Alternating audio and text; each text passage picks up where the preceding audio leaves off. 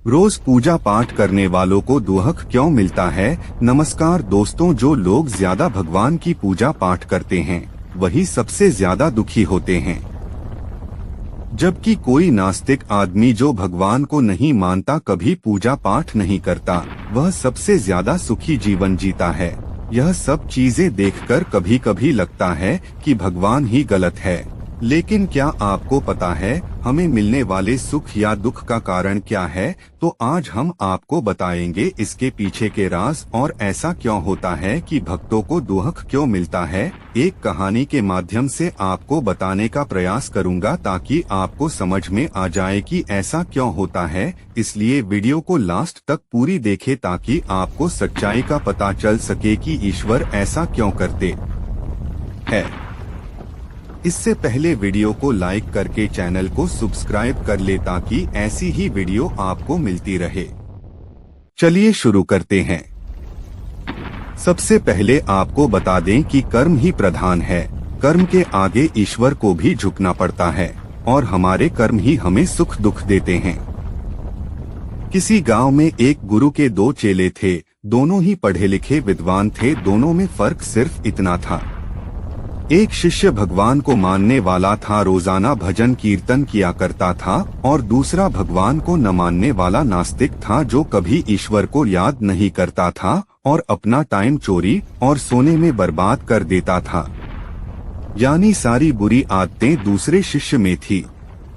एक दिन की बात है, नास्तिक शिष्य शराब पीकर अनाप शनाप बोलते हुए रास्ते में पैदल चलकर अपने घर को जा रहा था। तभी अचानक उसको रास्ते में पैसों से भरा एक बैग मिल जाता है। उसकी खुशी का ठिकाना नहीं रहा। वह जोर जोर से चिल्लाते हुए सबको बताता, मुझे आज पैसों से भरा बैग मिला है, मेरा जीवन सफल हो गया। इन पैसों से अपने जीवन की आवश्यकताओं की पूर्ति करूंगा और खूब मौज मस्ती करूंगा। वही जो भगवान की भक्ति करने वाला आस्तिक दूसरा शिष्य मंदिर से भजन करते हुए अपने घर को जा रहा था। तभी अचानक उसकी पैर में एक बड़ी कील चुभ जाती है। उसके पैर से रक्त निकलने लगता है। कील चुभने से वह शिष्य चिल्लाने और रोने लगता है।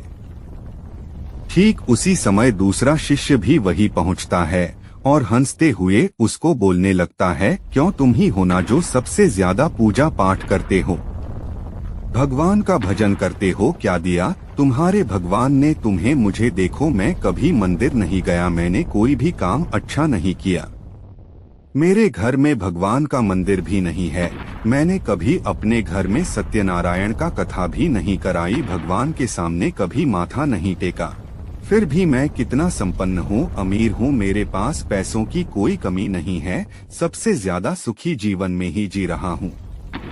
क्या मिला तुमको भजन और पूजा पाठ करके? अच्छे शिष्य को उसकी बात चुभने लगी। उसने मन ही मन विचार किया, हाँ यह तो सच बोल रहा है, मैं कितना पूजा करता हूँ, मैं कितना भगवान को याद करता हूँ, फिर भी मैं इतना दुखी हूँ, और वह कुछ नहीं करता फिर भी कितना सुखी है। इतना सोचते हुए वह अपने गुरु के पास चला जाता है और यही प्रश्न गुरु से करता है। गुरुजी मुस्कुराते हुए अपने शिष्य से बोलते हैं कि भगवान जो करते हैं अच्छे के लिए ही करते हैं, जिसकी जैसी योग्यता होती है उसको उसी के अनुसार फल देते हैं। क्या तुम जानते हो भगवान ने तुम्हारे पैर में कील क्यों चुभाई और उसको पैसों से भरा हुआ बैग क्यों मिला? तो सुनो, तुमने पिछले जन्म में बहुत पाप किया था, इसलिए तुम्हारी आज मौत होने वाली थी, तुम बच गए क्योंकि तुम मंदिर गए थे, तुमने भगवान की पूजा की थी, यही एक कारण है कि तुम्हारी मौत न होकर सिर्फ एक कील ही चुभी, तुम्हारी मृत्यु टल गई और तुम्हें पुनर्जन्म मिल गया। अब तुम्हारे मित्र की बात करते हैं। पूर्व जन्म में वो एक संत महापुरुष था, इसलिए उसकी आज किस्मत बदलने वाली थी। उसके नसीब में राजयोग था, वो करोड़ों के संपत्ति का मालिक बनने वाला था, मगर इस जन्म में उसने कोई भी अच्छा काम नहीं किया, इसलिए पूर्व जन्म के फल के अनुसार उसको थोड़े पैसे ही मिले, जबकि वो अरबों की संपत्ति का मालिक बनने वाला था। अगर वो भी सत्कर्म करता, पूजा पाठ करता, तो उसका भाग्य चमक जाता। भगवान को दोष देना छोड़ दो, अपने वर्तमान के समय का सदुपयोग करो, भविष्य अपने आप सुधर जाएगा। हम भगवान के भरोसे बैठे रहें कि भगवान हमारा काम बना दे, लेकिन शायद हो सकता हो कि भगवान आपके भरोसे बैठे हों कि आप कुछ कर्म करें और फिर उनका साथ दूं। इसी वजह से व्यक्ति अपने जीवन में संकट और परेशानियों का सामना करता रहता है और दोष भगवान को देते हैं कि भगवान हमारी सुन नहीं रहे।